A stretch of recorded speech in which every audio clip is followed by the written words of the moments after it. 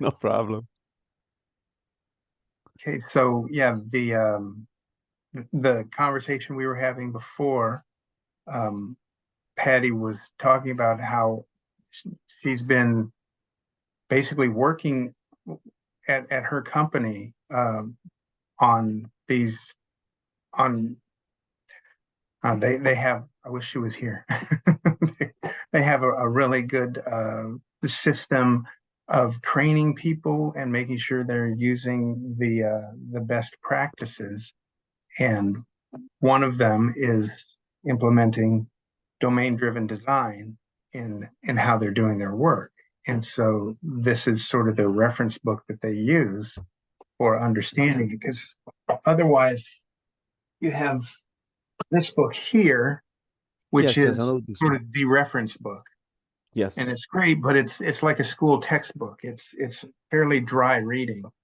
And Oh, whereas that is more of an applied book. It's kind of like, you can read the design patterns book, or you can read a book on how to apply it. Like, yes. I mean, it's just it's more academic. Yes, yes. Those two books, they are good, but yes, it's hard to read. You like a quick reference book because you go there, Yes, read something, and stop it. Because trying to read through it is it's nightmare. yeah, it's a great reference. But Oh, awesome. I'll take a look at it. The other company that I worked for was we were allocated in a bank. So they had this whole the main thing really defined, well defined. But then I moved it to my actual company, and we have lots of microservices dealing with lots of different point of view. They have the main core of business of selling stuff, so they have the item and everything. So, but we don't have a clear domain. It's an because we have prices around all the companies. So sometimes you go and check a price and oh, this price is weird. Oh, this service is checking the price from another service, and then this is a nightmare. The other one was a bank, so they had to deal with regulation, so they had everything cleared. But was the other way around. When we start a project, was like 2 or 3 weeks discussing the object and define the data structure that we were using and writing lots of I don't know, text and everything to define it. I'm the other way around. We are putting fields in everything everywhere. mhm, right. Yeah, so I mean, you can dive pretty deep into the waterfall approach if you're going to be too dogmatic with your domain-driven design. But Exactly. Was awesome because after this phase we were pretty sure about what we were receiving, dealing, how stuff worked, but was a nightmare to start it because we're weeks and weeks of meetings that you wouldn't talk about anything. People were discussing like where this go, and then define an object. yeah, yeah, okay. So um, today I wanted to talk about. Oh, Patty's here. Oh, great. Hey, Patty. Oh, here she comes. Hey, Patty. I hope you weren't waiting there for long. No, no, no. I'm here. Thank you very much. Good morning, guys. Morning, Patty. Yes, Diogo was just asking me about that book that I put up there, and why did I put that in the Discord? So I was trying to explain to him how you were doing things, and I didn't explain it nearly as well as you did. So maybe you can explain it better. No, please continue, and I will add some things if you want, because I don't know how much did you explain already. I just said that y'all do use best practices at your company, and among those are domain-driven design, and that's sort of the reference book you use. Yeah, yeah, it's awesome. In fact, yeah, thank you so much, Scott, because the resources that you shared last week helped me a lot. I took the course of Axio, Yeah. and it is awesome. And Diogo is an amazing, and I think is the introduction. It's a short version of the Evans book about DDD, Okay. and it's awesome. And in my company we're implementing event driven development that is like it's like the next step of domain driven development, and it's fantastic. I'm learning how to we are using common query responsibility separation, and it's awesome as well. Have you ever known about common query responsibility separation? No, no, no. I don't know exactly what it is, but It's an architecture pattern, and it's about how do you develop software in base of doing commands to transform data and queries to get data. But it's like a separation of responsibilities on how do you develop software using also TDD. And I'm in my company. We are just learning to do that, and it's amazing. And I will share with you later. We're implementing right now, and but no, no it's problem, no amazing. problem. It's good because I said to Scott, I saw the book. I was interested about it. I worked for a bank, as I was talking to Scott. The domain-driven design was really well implemented. Things were separated. Everyone had their core objects and everything. Now I'm working with the complete way around because we don't have the clear domain. So things are repeated and distributed in a lot of services. So it's a nightmare now. I'm interested. Don't rush, but I'm interested in knowing more about it. We work with some events. Not everything is event based, event driven, but we work with some events like kiwis and messages and everything. But this is really interesting. The bank had lots of events, so when you did like a paying something or start a negotiation, they were sending events around because there were lots of events happening at the same time, so they had to deal with it in a query or in a kiwi to handle it and not have synchronic services or really attached separate microservices. But this is great. Yeah, I think it's about software architecture patterns are really really good subject to learn and interesting. Yeah, And with yeah. microservices, they get really important because you start having. I was talking to Scott. We have a test environment with lots of microservices, but another team is doing a feature, so they change the version that is running the test environment, and everything starts breaking. So we have a really close attachment to two microservices that we don't control it. So I do a version here, and another one is completely different, and everything breaks. Okay, awesome. Yeah, well, thank you, Scott. You're also helping me a lot with this subject. So here we are. Very cool. Well, today I wanted to talk a little bit about design patterns and how we use them for basically the intent of design patterns is for refactoring. When you're refactoring something, you've got a code smell that this isn't doing what it needs to or doesn't look quite right. Ideally, what we'll do is replace that with a good design pattern. And so with that in mind, I wanted to share a helpful website. I'll put this up on the Discord of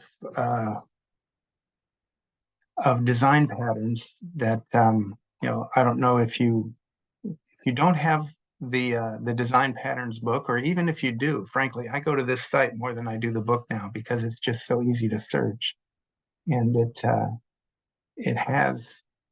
Let me go ahead and share my screen on this. the examples in this book for me is the worst part, because Yeah, the book was written in a time that they didn't have lots of examples, but the yeah, examples are too hard to understand sometimes. It's worse than that didn't have in the pattern. right, right. Yeah, well, it was helpful for me. I guess those examples are in C++, right? Yeah, it's been a while. Anyway, this is really helpful. It's got cool pictures and everything. But he he breaks up the design patterns into different types, and then describes each one in detail. So like you can one we're going to talk about is the composites. So where basically you've got different objects and you want to put them into a tree structure. So if you're going to work with, say, XML or JSON, this is something you may be doing regularly. So yeah, and he's got real world analogies. He's got programs that are useful. He's got the diagrams, and it's neat. He's step one, you got this. Step two, you got that. He just did a really, really nice job. And then here's some example code. And here's where to use it. Here's how to implement it. Pros and cons of each. Related patterns. And if you want code examples in different languages. Awesome. It's exceptional. So yeah, this has been sort of my go-to.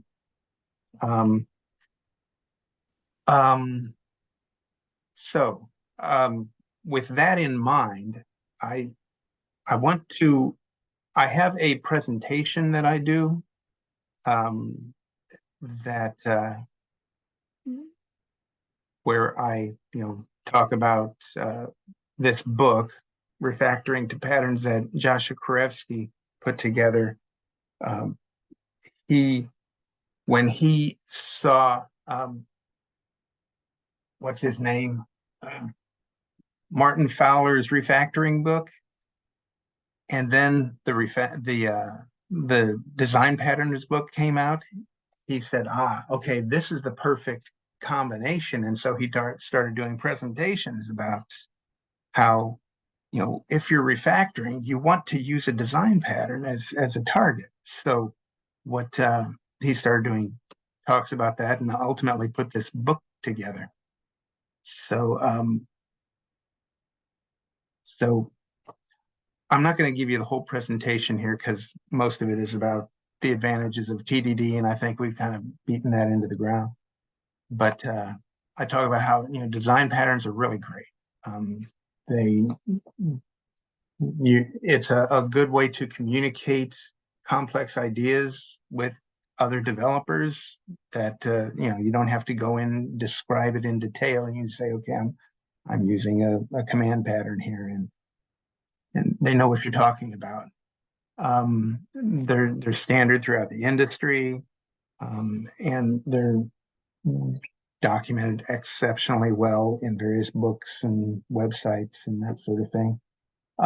But the problem is that if you sit down and start designing out what you want to do, and you have your stack of design patterns, and you say, okay, we need to add this particular feature, what design pattern are we going to use to go and implement that feature?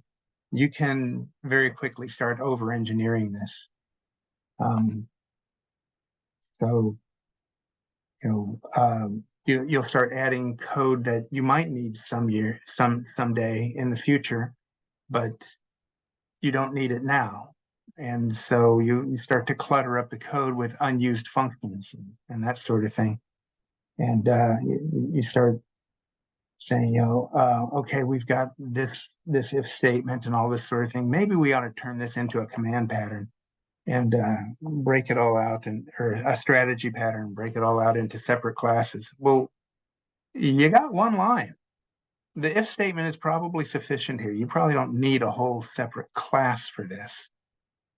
On the other hand, you can get into, say, okay, you ain't gonna need it, so I can start getting lazy and say, well, it's not broken. I don't want to fix it. What it ain't broken, don't fix it. So I'm not gonna worry about it, and I'll just leave it the way it is. Because, but then you start just not doing anything, and stop the madness. Was it the road goes on forever and the party never ends?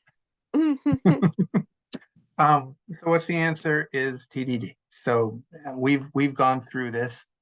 What I start, let me see here. I'll just kind of skip through all this stuff.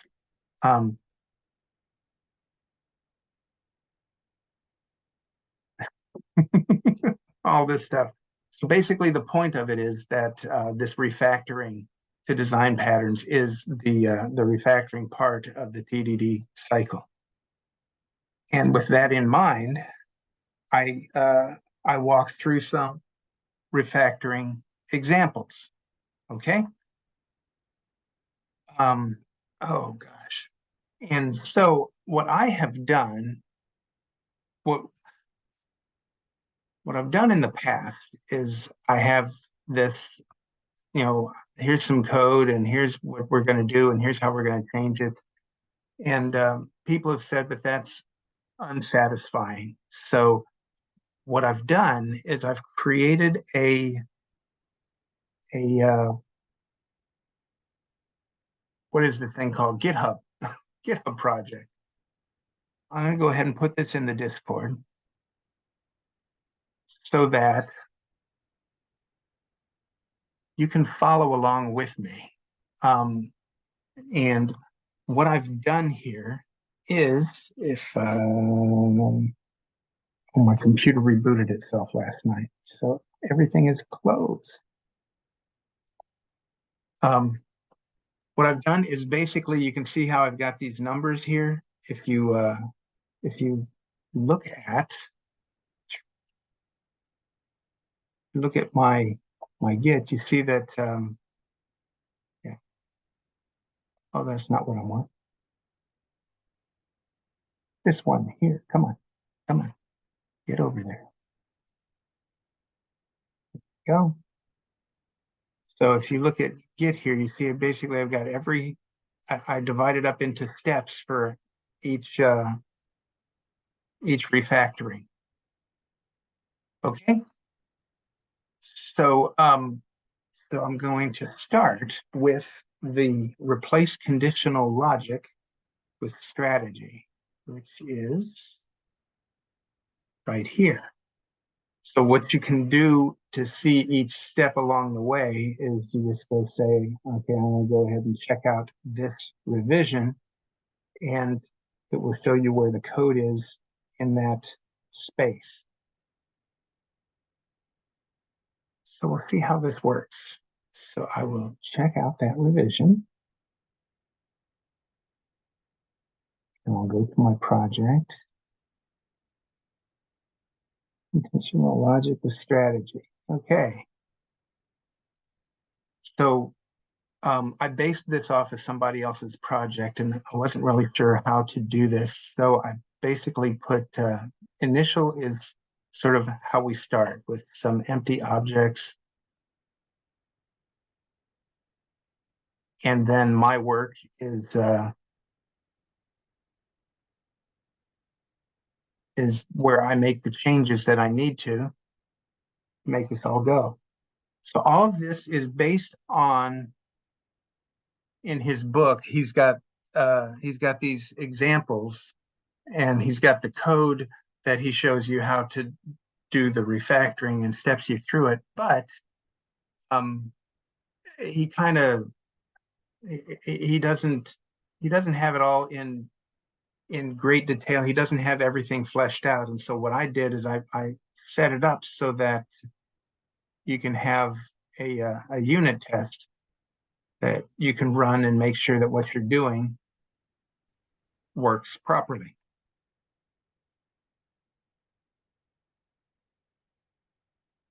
So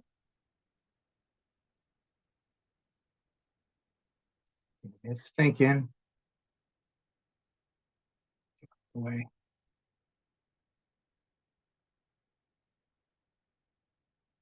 Come on, buddy. You can do it. It's not a lot of code. Oh, it's cleaning the output directory. So yeah, whenever I do this, it's different. Okay, so my test passes. So this just basically creates a test, and then all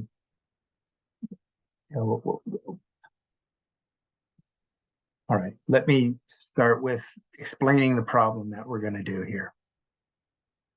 All right, so we're going to replace conditional logic with a strategy. So if we go to our patterns, where is it? Oh, our strategy object, that is there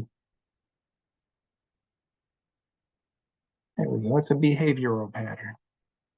There's our strategy. So define a family of algorithms, put them in a separate class, make your objects interchangeable.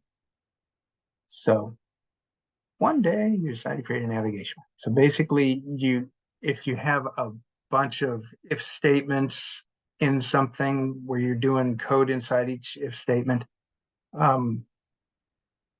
what you can do is change that into a strategy where you have different classes that will implement each part of the if statement, and then collapse down that big long if statement and have a main object that will just go and make everything happen. There you go. There you go, an interface that it calls on to execute the proper thing. You'll see what we're talking about in here. I need to get better at explaining this. No, it's okay. We totally understand you, Scott. Really. Okay. So with that in mind, okay, let me get out of this. Okay, so with that in mind, we will go here, and so we go to the loan object. All right, and in the loan, basically you create a loan. There's a term loan, there's a revolving loan, and an advised loan. Got a payment, and you got this capital class, which it has an expiration and all this sort of stuff. And it's just it's hard to see that this capital class has a special function for one kind of loan, another function for another kind of loan, and another function for another kind of loan. So if you pass in the right parameters, it will go in and generate the capital, the appropriate capital for the kind of loan that you have. And that's all confusing. So what we want to do is to simplify this. We've got 3 cases to consider, and we still can't figure out what the heck it's doing. We've got this this calculation. Where is that? Okay, well, basically we've got all these other methods. We've got the outstanding risk amount. We got this unused percentage. Those are used up here. We've got, these are all the calculation methods that are used in here. Unused, outstanding, get unused, get the duration, get the risk factor, all this sort of, all these are down in here. And so I mean, we just have a bunch of different functions that if we could understand why we're using it and what we're using it for, it would be much easier to read. So what we can do is create a strategy pattern where we're going to create a type of loan. We'll just create, we've got a term loan, a revolving loan, and an advised loan. So what we'll do is create a specific kind of loan based on the kind of thing we're trying to create here. All right. And so this is the class structure we're going to be aiming for. All right. So we're going to have a loan. will have a strategy based on the kind of capital we're going to have. It'll have a calculation, risk amount, and a duration. And then every different type of capital object that's going to implement this interface is going to have its own risk amount and duration that's specific to it. Okay, so with that in mind, the first step that we want to follow is you want to identify the calculation method to be simplified, and we call that the context class for the strategy object. We're going to use the capital object or capital class here. Okay, so you're going to create a concrete class, name it based on the behavior of the calculation method, and that's going to be our strategy. Okay, so what we're going to do is create a capital strategy class because it's very creatively using the capital method. All right, and so what we'll do is in our capital strategy class, we will, boom. So we add, okay, that's right. We added tests. All right, and we add the capital method to the capital strategy. So we check that out. You can see, boom. So rather than me type everything in, I'm just going to have it all typed in for you. Okay. All right, our next step is to apply the move method refactoring. And we're going to move the calculation method and any helper methods to the strategy class. So we go back to our loan.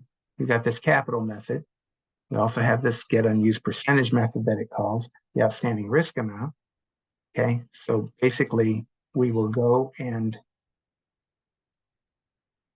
go to our capital strategy. So we have all of this, and none of this stuff passes, none of this stuff is brought in with it, so it doesn't compile.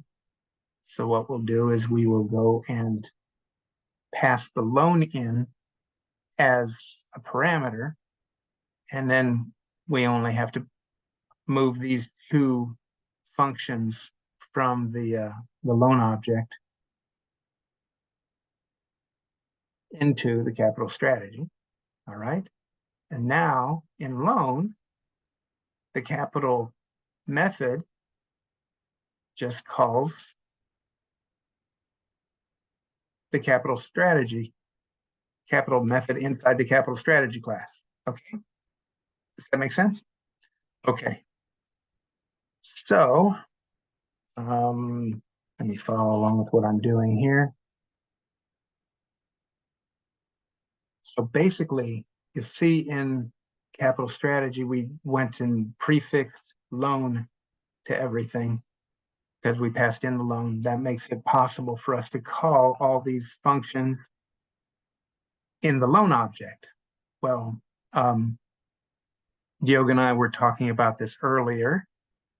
This is one of the code smells we talked about a few weeks ago, the inappropriate intimacy, or was it object? Oh man, sorry, I'm losing my mind. Basically, we're looking into the other object to do everything that we need. Chances are this either needs to be in there or those methods need to be in here. Well, since we're creating the strategy object, what we're going to do is we're going to start moving this code into this object. So we're taking all these methods, and rather than call the loan object to do them, we're going to go ahead and move them out of the loan and into the capital strategy object. So now, and then in the loan object, you've got the capital strategy here. What we're going to do is make it a class variable up here, so we don't have to duplicate the creation code and replace we're using it. So new capital strategy here, and there's a new capital strategy here. So we'll go ahead and do that.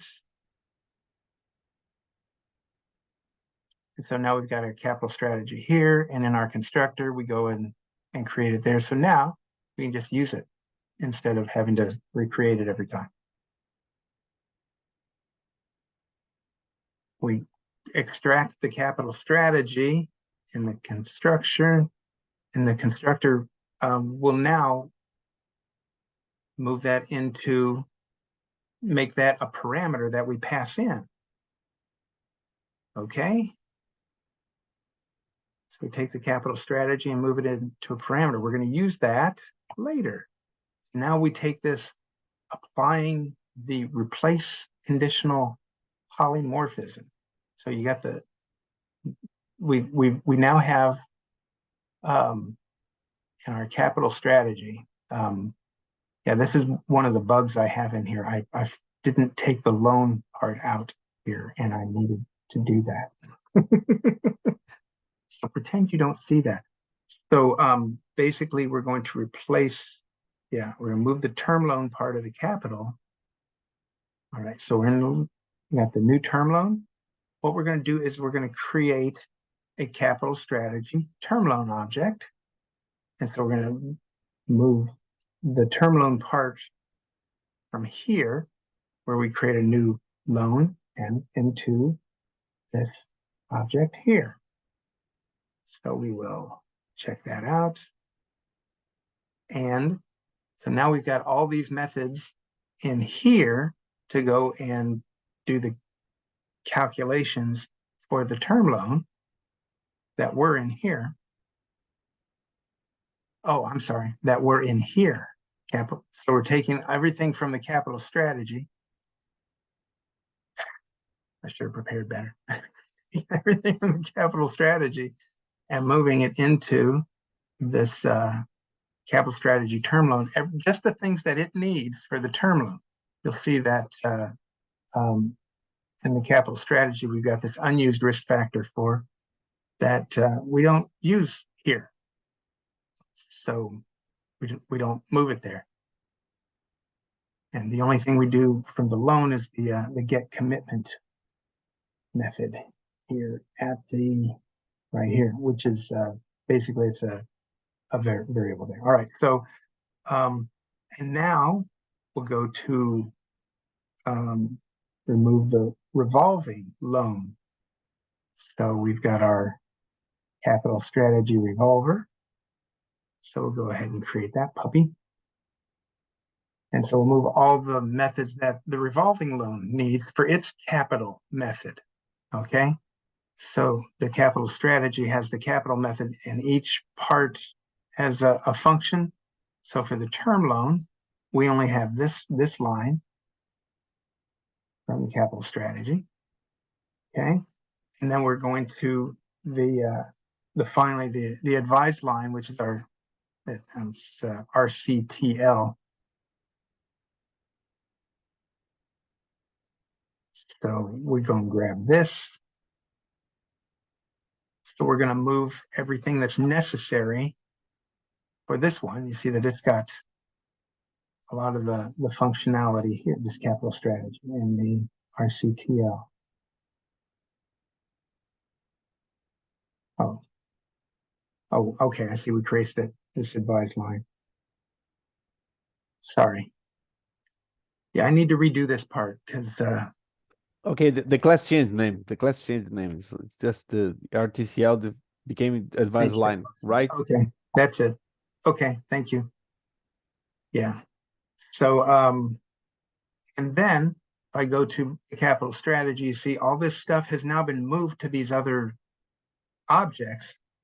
So I can get rid of and all these functions here have been moved to these objects. So they're not needed in here anymore. So I can just go and simplify this capital strategy where it passes on. It's just going to call these functions, which will be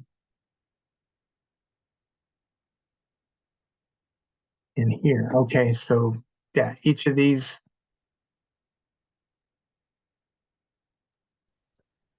Just a question about the abstract class. The capital strategy, I understand that's abstract class, so you don't Yeah, instantiate a capital strategy, but right, instead you instantiate one of those other financing methods like revolver, term loan, or divide the line. But you right. have some abstract methods like capital that each of one applies it, Yeah, but you also have non-abstract methods. Those methods are like common methods to all those classes.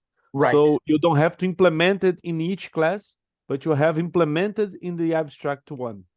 right. That's why I use an abstract class instead of an interface. Okay, so you have the implementation in abstracted class. You don't need to re-implement it the same way in each class.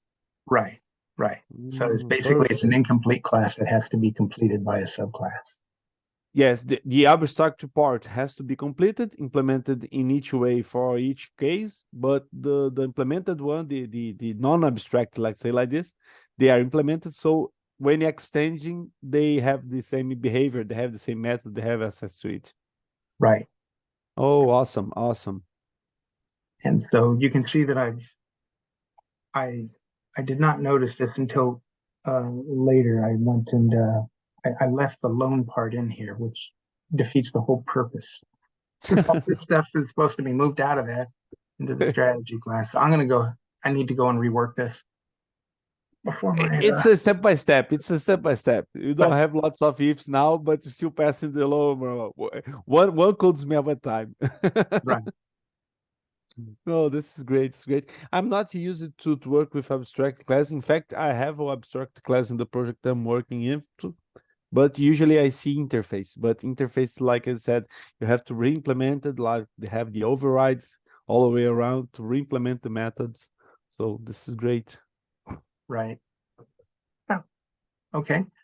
So here we are, and if we look at our loan object now, we have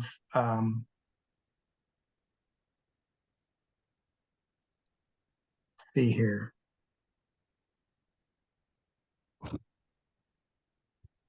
Yeah, all this code should go away, and it doesn't. Oh, I'm so embarrassed. No, no. So basically, yeah, we've now, when we create a loan, we pass in the capital strategy we're planning to use. So our new term loan will pass in the capital strategy term loan. Revolving loan, we pass in the capital strategy revolving. The advised loan, pass in the capital strategy advised line. So that's we now don't have to have all of this stuff in here. We should only have one method, a getter, what I guess getter methods for these value. Okay, I see. So we're using the getter methods inside these. That's what we use them for. So the advice line is going to get the commitment, which is a variable from the loan. Get the commitment. Okay. So with that in mind, we are still reaching into the loan to get data that we need for the capital strategy. We might need to go back and revisit that later. Okay. So now we want to look at this, replace the implicit tree with a composite. And so we'll start on our first one. Replace implicit tree with composite. Boom. So we have our test. Let's go ahead and close all these. Go to order tests. So basically what we're talking about here, let me go there. Stop that. That's not where I wanted to be. All right.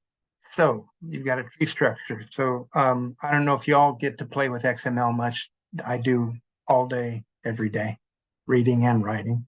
So if you're trying to output some XML and it's in a tree structure, I think it's the same thing for JSON. That can be in a tree structure as well. So you let the composite, maybe I ought to go and update this to JSON because that's what we use in our web stuff now. So for example, we'll be writing out one line at a time for each tag. You got your open tag and your close tag and your slashes and all this stuff in XML.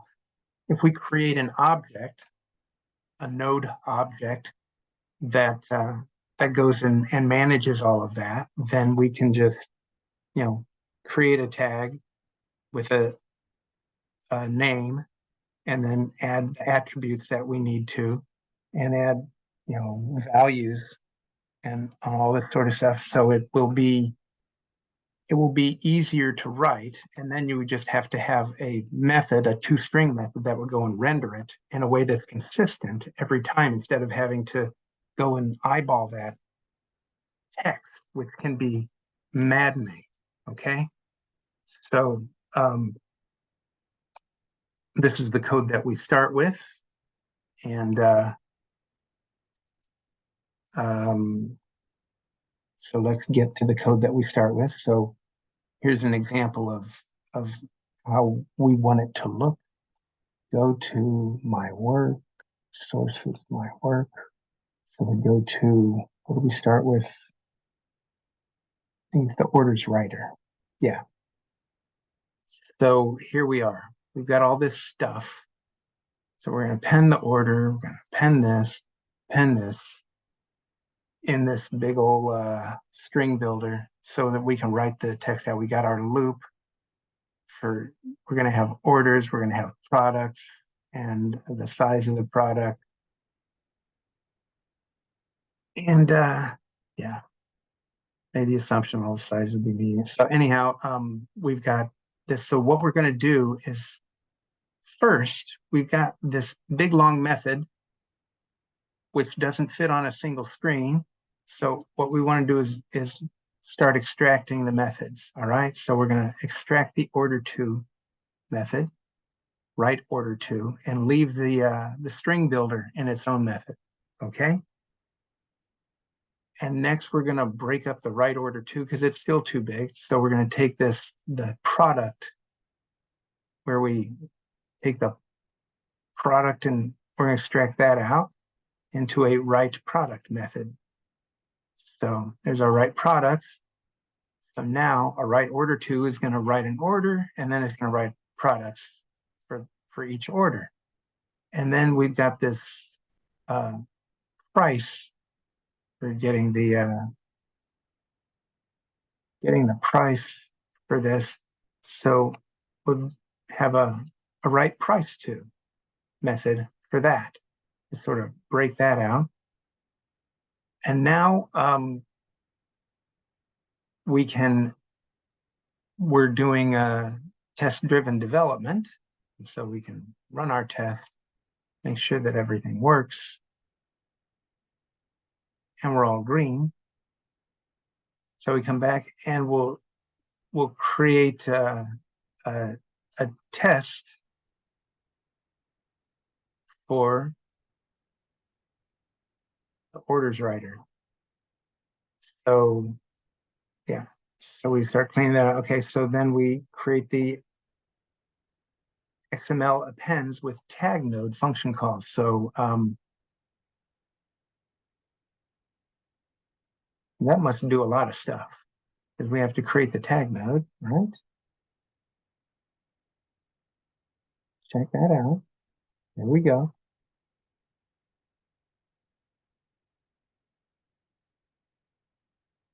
Orders writer. Yes, that's right. Yes. Tag node. Oh, the tag node is in another object over here where we've got the implicit tree with composite replace composite. Where is that?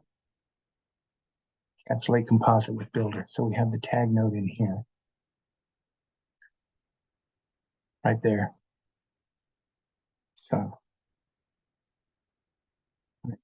I use my word. So yeah, because the way it had to work, I had to stick it someplace. So we've got the tag node here. Right. So now we're going to look at this right price too. We're going to create the tag node there to start using that instead of what we had was, append the price, the currency, all this blah, blah, blah, blah, blah. We're going to create this tag node, and there we'll have the ability to add the node. We're going to add attributes and add the value and have the toString. Okay. And then we'll have a new test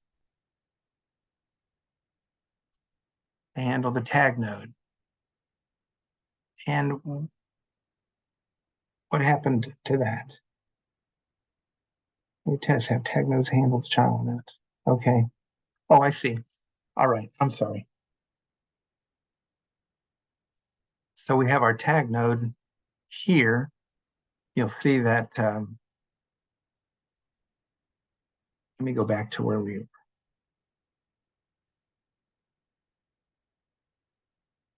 So we have this test that creates products and it adds them. It then creates the order and then says, okay, here's what I'm expecting. Orders, color, all this sort of stuff. So this is what I'm expecting to see. So I basically have 1, 2, 3, 4, 5 different products and I add them to the order. So the tag node at this point doesn't have any way of handling children. So you just add a node. So we're doing PDD. So what we're going to do is we're going to create a new test to handle our child node. And tag tests, here we go. So we've got test first with one attribute, and now we've got a tag node with the child. And you see that, what's wrong with this? Well, add value, product tag, add value. It doesn't handle a tag. Right now, we still handle strings. So what we'll do is we'll need to go and we're using TDD to go and update the tag node for the add value to handle strings. All right, spell the method name correctly. Yeah, so replace the XML parent node tags, tag nodes with child nodes, right? So we now go to the tag node, check it out, and so check it out. There we go. So now the add tag node works, and so we add children, a new children object, and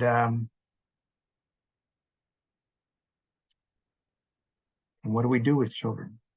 Okay, so whenever we add a node, that's going to be added as a child. Okay. And then we have unused code. Where is that?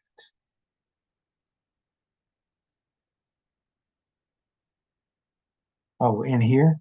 Right. So we have basically our right product 2. We've replaced our XML string with tags.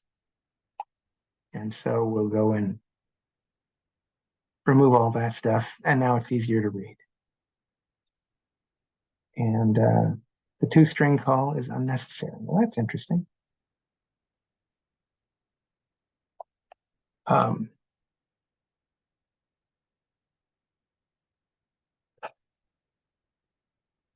So yeah, basically we took the cumbersome writing out a bunch of strings and replaced it with adding tags and breaking it up. And so now that code that didn't fit on our screen before, now it all fits right here, which is pretty handy. It's easier to read, it's easier to maintain, and we've got this object that we moved a bunch of the logic to in the toString, so it's easier to keep track of. Scott, one question about the book that you showed in the beginning of the presentation. Is Yes. this book like with practical examples of the applying these patterns to refactoring? Because I'm really interested in this. I have lots of ifs in a lot of classes, so I might be doing some refactoring at some point.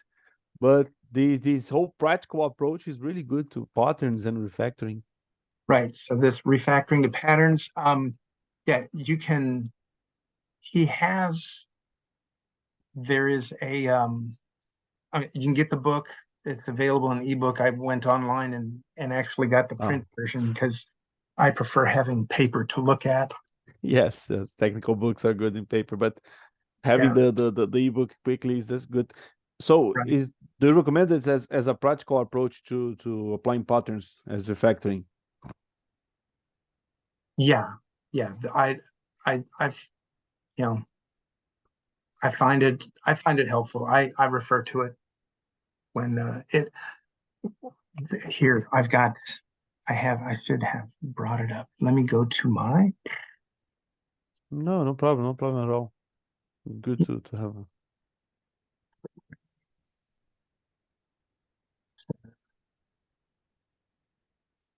uh, for my refactoring plan. So there it is. So basically, okay, now this is an article that he published a few years before he did the 2001. book, and it has a Yes. lot of this stuff in there. That's what I started working with. Then I went and said, okay, I'm gonna bite the bullet and buy his book, and that's where he changed the name of that RCMP to the other thing, and he lists the different refactorings and where they are in the book. And this is actually kind of nice because they're linked. And then he lists the different patterns. So you've got an adapter pattern, and you want to move towards you want to unify interfaces with adapters. So if you're going to moving towards the adapter pattern, here's how you're going to do that. And if you're going to move away from a composite pattern, which is the next thing we're going to do, you encapsulate the composite with a builder. And then here's the different places in the book where he talks about that. And then I saw at the there's a translated version to Portuguese. Great.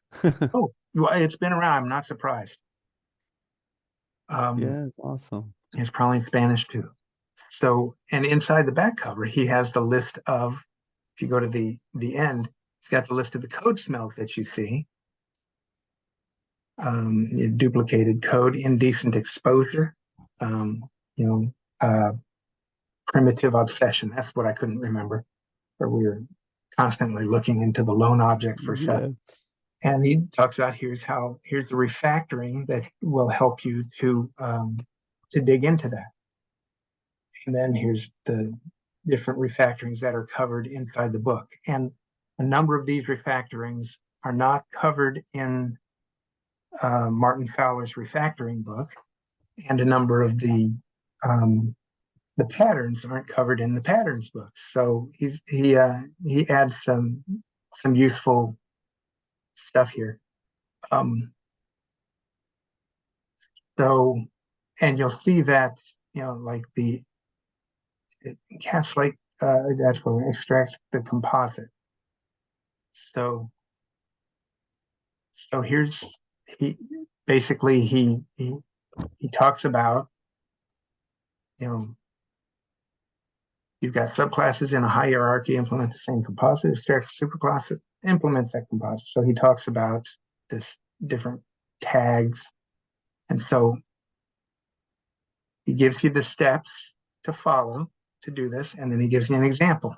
And basically, what I've done is taken this example and coded it all out, fleshed it out into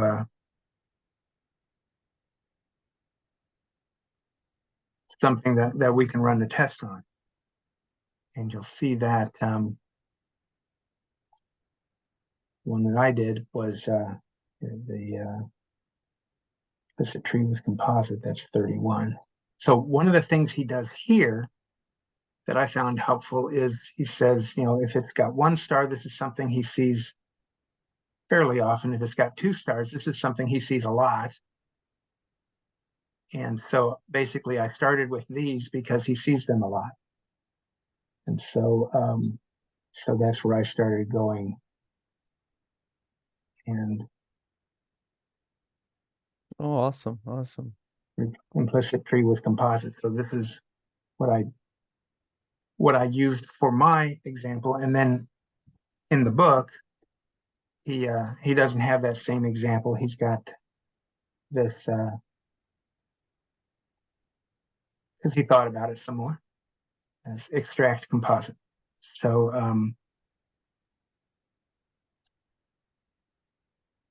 so yeah, I guess I could do to rework this. No, I've been no, working on but this for a while.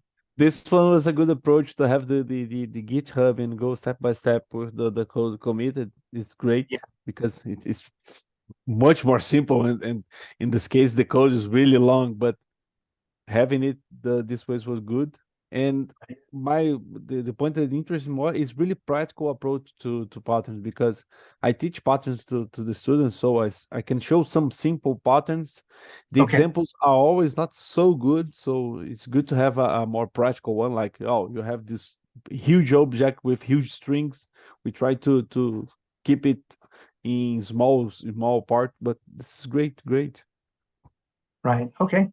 Yeah, and like I said, if you're not ready to buy the whole book, I mean the paper has some excellent examples, and that he goes into it, shows you, takes you through the different steps to do it. And so I just like I said, I started doing this and said I'm going to go ahead and get the book to do it, and then so I probably need to rework this some, but this this GitHub project. See, I think I put that in Discord already, right? Yeah. So you can use that, and it walks you through the steps. You know, if you look in your Git window, it walks you through the steps for how to do each thing, and you can go back and forth between them, or you can look in here and see, okay, here's the change that I made. I added this for this one here, you know, the orders writer. You can see the change that I made to go to that point. So, and I hope that's helpful. Surely is, sure. So, again, you can, I'd like to make this sort of a lab where people will start to work on this. It's just, I know that this took me many hours to put together, and I think we'd run out of time doing this in a lab. So, No problem, no problem. so it'd be a little harder to make the steps small enough, especially when you're copying a whole bunch of code and moving stuff around, having to rename things. It just takes a while. So, and I've run a little bit long. I can start working through another one, I suppose, or we can leave it at this. The next one, the composite with Builder, actually, I'd like to work through that. If you have, I don't know, 15 or so minutes, I think I should be able to do it. No problem, Okay. feel free. No problem as well. Okay, good. So basically, the problem that we have here is that we've got this tag node, and you know, the test kind of shows us how to use it. And you see that I've got to go and create this product and this product and this product, and then I've got to create the order, and then I've got to add these things to the Each, order, and yes.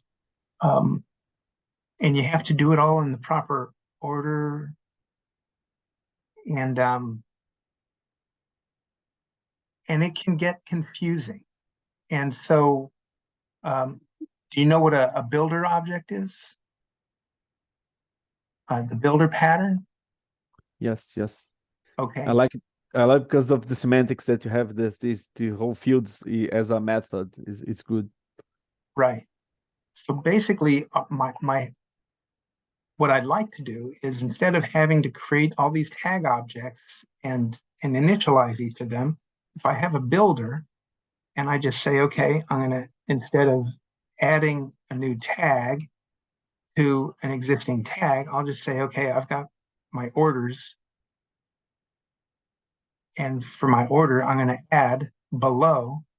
So I'm going to add a child, the order, and then I'm going to add an attribute to this new order. And then I'm going to add an item, and I'm going to add attribute and a value there. So I'm just going to use a builder pattern to build this all up instead of having to keep track of which tag node that I'm on. Okay, so with that in mind, we will check that out. We go to our test. See, I've added a failing test here. Test build one node. All right. So so I've got my tag builder. Where is that? Encapsulate composite with builder. Right here. Test my work. Come on. Tag builder. There you go. And so I don't have a tag builder. So I have to go and make the test pass by creating a tag builder object. Okay. So, and the tag builder, basically it'll have a root node and a 2XML, because that's what we have for our one node. Okay. Now we need to have it handle children. Okay. So I'll create a test to handle children. We have an add child. And since we don't have an add child method, that test doesn't work. So I go to my tag builder and I add the ability to handle children.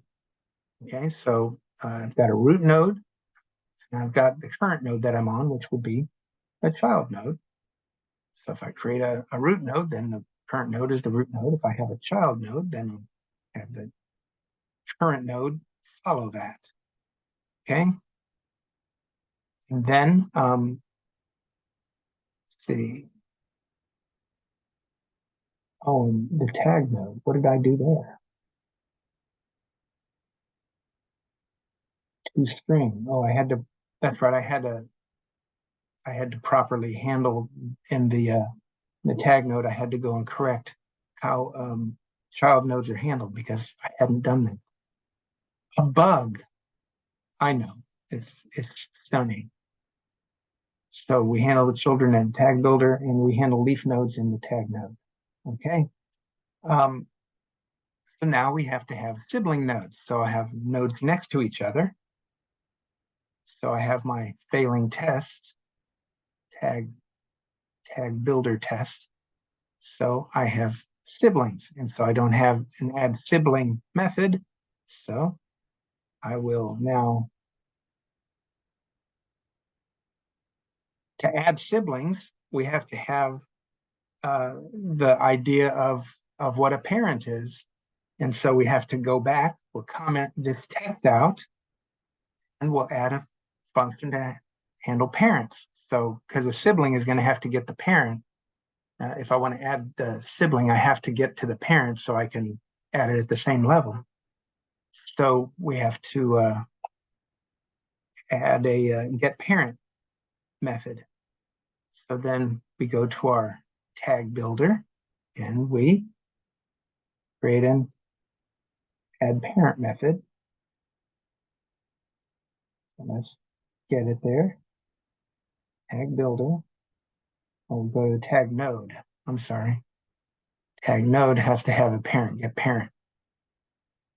So the tag builder, building the tag builder is helping us to find limitations in the tag node that we had created that it doesn't do. So we're adding extra functionality that our original tests didn't make us do. So now we go back to our tag builder test and we re-enable the sibling test. And then we make it pass by adding the sibling support in the tag builder. So you can see that I added, we moved this, we created this function, this add to function that's going to be used in both the add child and the add sibling to make it easier to do that. So we're going to base it on the current node or base it on the parent.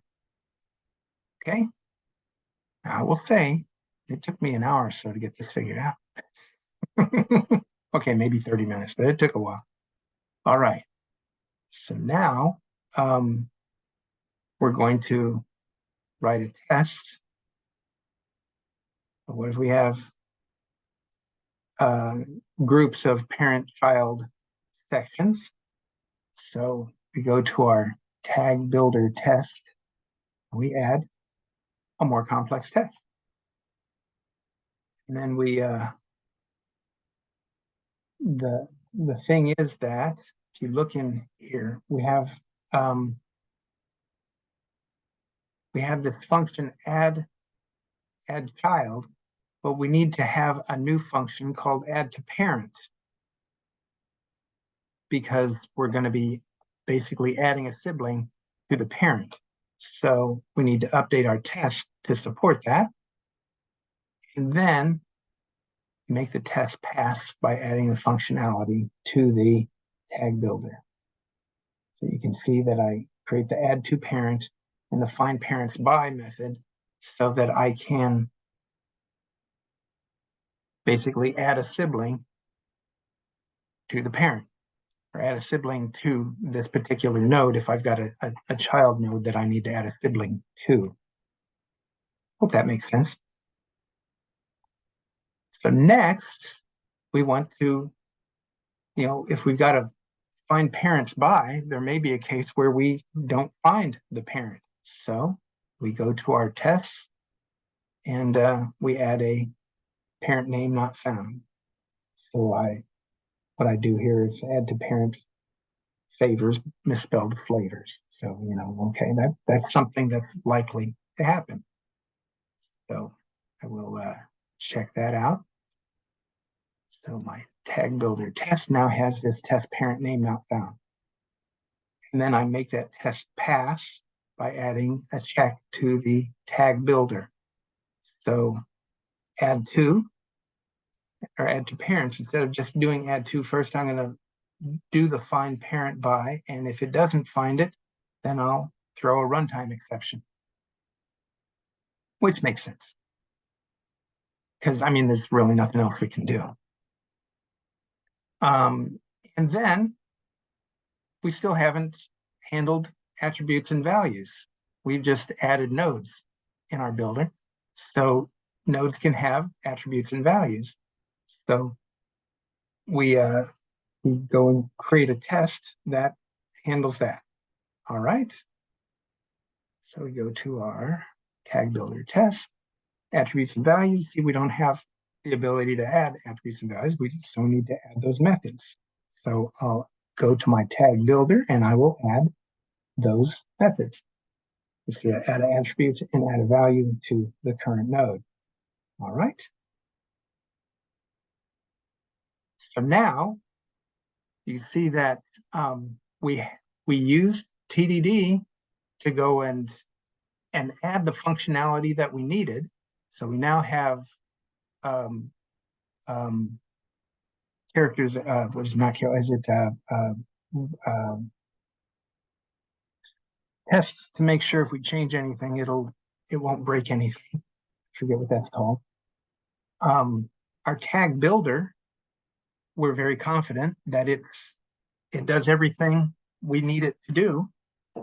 And we've even made the tag node object more robust by adding functionality that we hadn't considered in our previous function. So, so we've made our tag node more robust. And our original test, our order test, still works just fine, which is really cool. So we haven't broken anything. We just refactored stuff. Okay, I'm wrong. What did I break? Oh, right. Because, right. So I think if I go back here, it'll say that I fixed that. And I clean up the conditional. So nope, I didn't. Well, I did clean it up later down here. But anyhow, yeah. So this doesn't work because we did have to change the node, and that would require, of course, changing how this test works. So I'm embarrassed. That's okay. But anyhow, so you can, if you follow the steps that he gives in the book, you know, you can see what needs to happen here. We go to this one here, extract the composite, and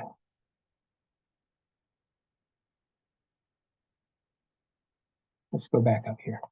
So we went from boom, boom, boom.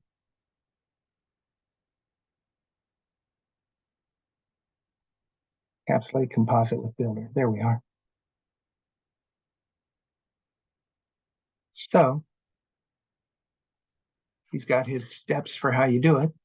And if you follow the steps, create the builder class, compile it, make the builder capable of building children, and placing set attributes and values, and then reflect on how simple your builder is for clients to use, then make it simpler. Refactor the composite construction using the builder. So basically that's what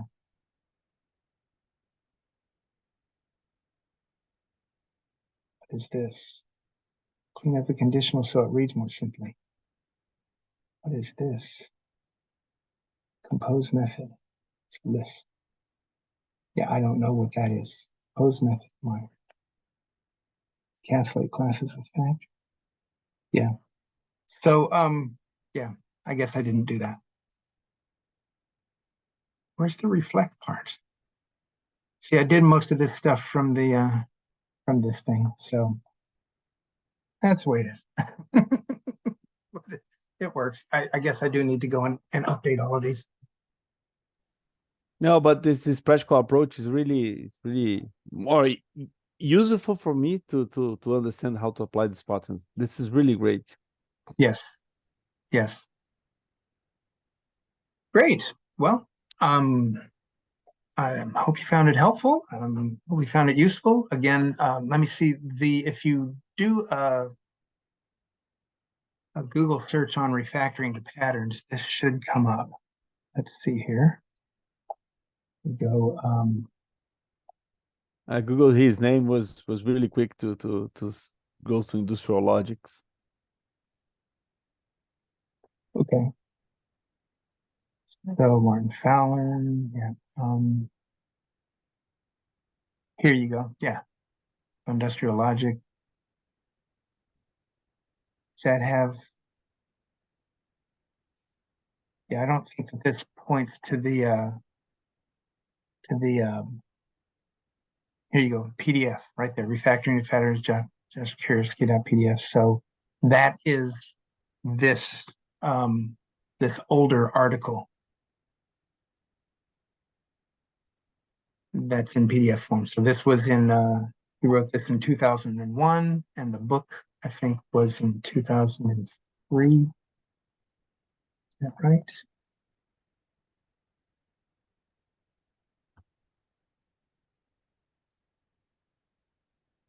Say, does it say? No. Come on.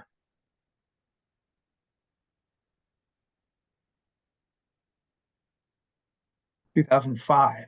Okay. So yeah, this is after 4 years of noodling on it. Okay. So we'll leave it at that for now. And I hope you found this helpful and useful. And yeah, again, I think I will go through and rework this to use use JSON instead of XML, and I think that would be more useful for for people working today. I don't think anybody uses XML these days except for me. But, No, there's always a legacy service that you have Yes. to read XML. It's a nightmare. yeah. Well, I don't know if you've worked on it as long as I have. I'm able to read XML pretty easily. So. Hey, you can use it, right? No, that was perfect, Scott. I really liked the practical approach. Really, really good. Okay. Yeah, Great. I think the same. All righty then. Well, so I got that. I'll go ahead and put the link to this PDF in the Discord. And yeah, if you want to buy the book, I guess I can go put a link to his website as well. If you want to whatever, dig in there and get the book. And like I said, we'll leave it at that. Yeah, and I think Diogo found that it's in Portuguese, which means it's almost certainly in Spanish as well. So make it easier for you, Patty. Awesome. Thank you, Scott, very much. Sure thing. This is great, Scott. Thank you so much. Okay. Well, y'all have a great weekend, and we'll talk to y'all next week. Great weekend. Thank you very people. much, Scott. Bye. Have a nice Bye. week, everyone. Okay. Bye. Bye.